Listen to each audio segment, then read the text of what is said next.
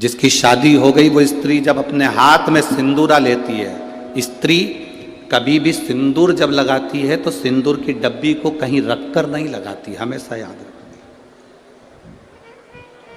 जिस नारी सिंदूरे को नीचे रख दिया या सिंदूरे को अलमारी पर रख दिया या सिंदूरे को टेबल पर रख दिया और उसमें से लेके सिंदूर लगा रही है, तो वो नारी, हाँ एक जगह पर सिंदूरा रखा जा सकता है, जब आप सुहागल कर रहे हो, कोई पूजन कर रहे हो, तो आप देवी जी को, गणेश जी को जो सिंदूर चढ़ा रहे हो वो चढ़ा हुआ जमीन पर भी रखा हुआ मांग में धर सकते हो। पर जब आप स्वयं 16 श्रृंगार कर रहे हो उस जगह पर सिंदूरा जमीन पर नहीं रखा जाता। सिंदूरा जमीन पर रखा हो और नारी मांग का सिंदूर भरती हो तो पति को रोग ग्रसित करता ही है, पति रोगीला होता ही है, ये निश्चित है। उसका पति रोगीला जरूर होगा, ये निश्चित है, उसको रोग जरूर घेरेगा, ये पक्का है। स्त्री जब उसकी मांग भरता है तो पति के भी हाथ में सिंदूरा पकड़ाया जाता है और पति अपने हाथ से उस मांग को भरता है।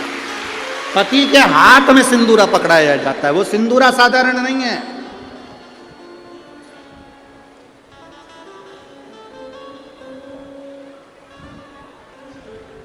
आप में से कोई ऐसी आलसन हो सकती हैं, कोई ना कोई ऐसे आलसी हो सकते हैं कि ड्रॉज खोली, उसमें रखा था, उसी में से निकाल के और भर ली और उसी में रख दिया। ऐसी कहीं कहीं की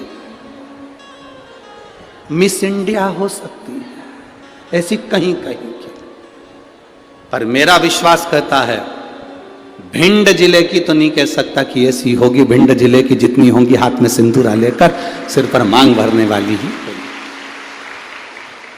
सिंदूरा हाथ में लेकर, तो स्त्री को हल्के में ले लो पर उसके सिंदूर को हल्के में नहीं ले सकते। सिंदूर में वो बल होता।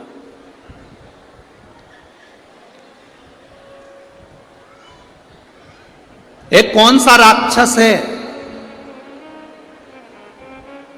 जिसका संहार, वो कौन सा राक्षस है जिसका संहार एक स्त्री ने मांग के सिंदूर से अपने दूसरे प्रतिबिंब को प्रकट कर कर मारा था? वो कौन सा राक्षस है? ऐसा कौन सा राक्षस जिसको वर था कि वो स्त्री के हाथ से मरेगा और स्त्री अपने मांग के सिंदूर से, उस सिंदूर से अपनी परछाया प्रकट कर लेती है और परछाया से मारती है? वो एक ही राक्षस था, मुल्कासुर। कौन सा राक्षस? मुल्कासुर। उसको माता जानकी जी ने मारा था, लंका में जाकर मारा था, लंका के दरवाजे पर।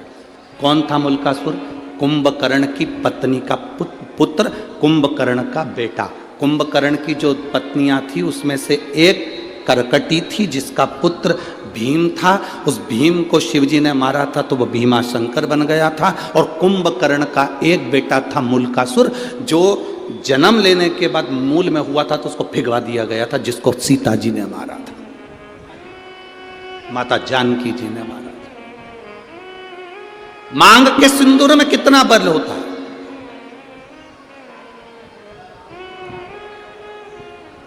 मांग के सिंदूर में कितनी तेजता होती है, कितना बल होता है, ये स्त्री जाने। स्त्री आज के जमाने में तो ऐसी पेंसिल आ जाती है, वह पेंसिल से ऐसी लाइन लाइन खींच लेती है और पेंसिल से लाइन खींचा और काम खत्म, बस।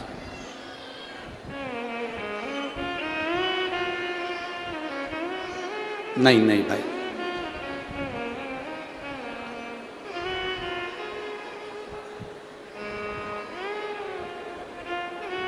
आप में से आप लोगों ने देखा कि नहीं देखा, बड़े बड़े घर के लोग भले मांग भरने में संकोच करें, सिंदूर लगाने में संकोच करें,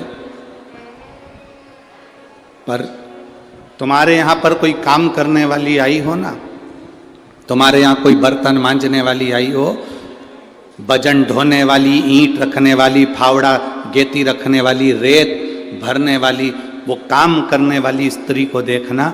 एक पैसे वाले के यहाँ की नारी भले मांग भरने में संकोच कर सकती है, पर एक गरीबड़ी गरीब स्त्री कभी मांग भरने में संकोच नहीं करती, वो मांग भर कर चलती।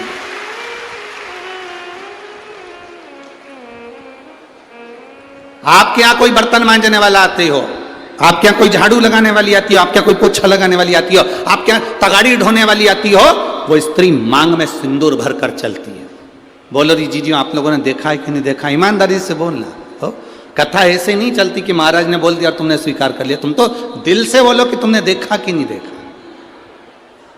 भजन ढोने वाली मांग में सिंदूर भर लेगी और मांग में सिंदूर भरकर भजन ढोलेगी। किसी उस स्त्री से पूछना कि मांग में तो सिंदूर भर लेती है, भले तू कैसी भी दिखे पर तेरी मांग खाली नहीं रहती है, उसका कारण क्या है? तो वो स्त्री कहती है कि मैं कितना भी बोझा ढोलूं, मेरा पति मेरे साथ में भजन ढोने में साथ रहता है।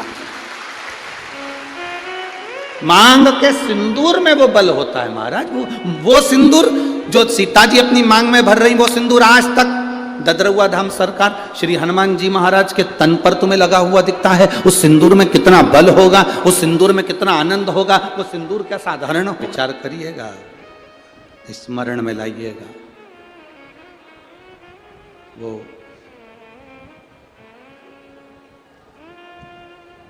मांग का सिंदूर इतना प्रबल होता है। वो कहे ना, वो मुल्कासुर की वो कथा आती है,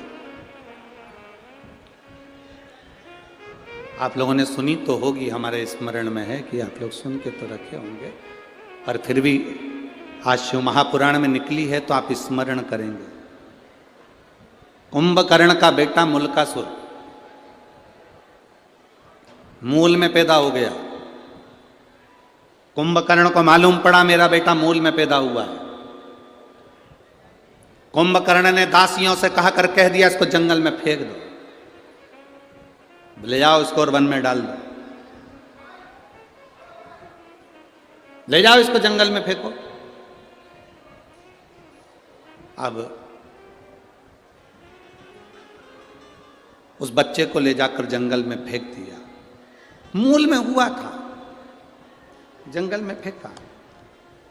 जंगल में फेंका, एक मधुमक्खी ने उस बच्चे को देख लिया। मधुमक्खी ने जब बच्चे को देखा कि कोई बच्चा रो रहा है और बिलख रहा है, इसके घर के लोग उसको यहां पटक कर चले गए। मधुमक्खी ने अपने छत्ते को छेदित कर दिया। मधुमक्खी अपने छत्ते को बनाती है, कभी छत्ते को छेदित नहीं करती कि उसमें से शहद नीचे गिरे। कभी छेदित नहीं करती मधुमक्खी अपने छत्ते को, बनाती है छत्ता पर छेदित नहीं करती। छत्ता बनाएगी पर छेदित ना करेगी, छेदित ना करेगी।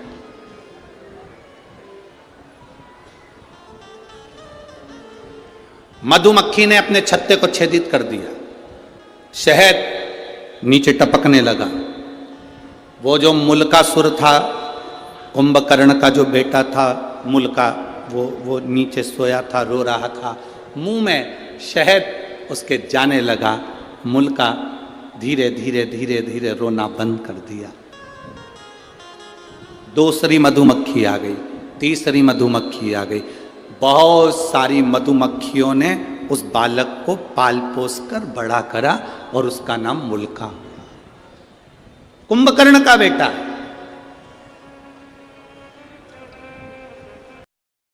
जो नारी घर के काम में व्यस्त रहते रहते रहते रहते रहते रहते दोपहर की 12 निकल गई, मध्याह्न का समय निकल गया और इतनी काम में व्यस्त रही कि 4 बजे के बाद स्नान कर रही है। एक भी बार उसने सुबह से स्नान नहीं करा, इतनी काम में व्यस्त हो गई कि वो शाम को फिर 4 बजे के बाद स्नान कर रही है। तो हमारे शास्त्र कहते हैं वो नारी का सौभाग्य अखंड नहीं रह पाता। बहुत ध्यान देना महाराज, तुम्हें 50 काम करना है, 100 काम करना है, दिन भर काम करना है, और सुबह के समय पर पहला स्नान कर लेना चाहिए। शाम